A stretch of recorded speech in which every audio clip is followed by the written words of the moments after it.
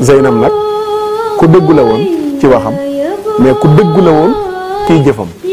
loolu bokkoon na ci li taxoon ma naaw ko lool. yàlla dafay bëgg bu nit làqoo ñu koy waxal ay baax baaxam.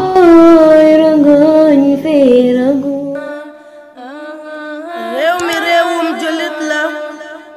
am ay tubaab la jàppi mbaggam tax ñu won ginnaaw li ñu am dem si yëfi keneen di ko sam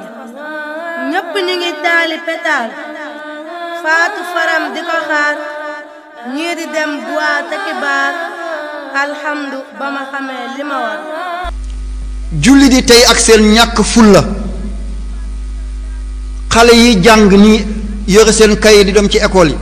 koo ci laaj 24 xam na ko koo ci laaj janvier xam na ko Ascension Pentecôte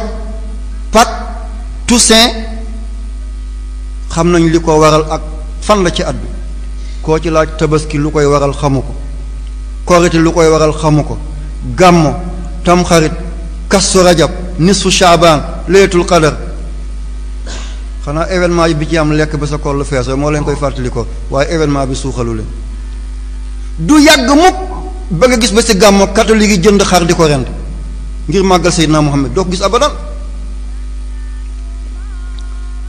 wala lii tam xarit la ñu ngi génn dem di yalwaan ci kër julli di wala ay ashura naka catholique yi doo ko gis mukk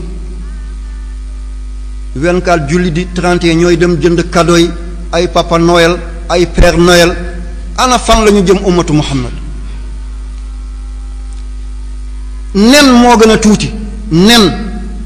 31 wala 24 boo ko toggee jox ko sa njaboot ngir ñu bëggu ci bés bi lépp lu wàccoon ci kaw Seydina Muhammad weddi nga ko lépp loo jëfaloon yàlla màbb na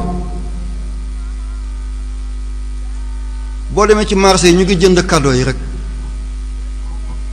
lu tee bésu tamxarit ñu jënd cadeau jox ko seen njaboot lu tee korite ñu jënd ay cadeau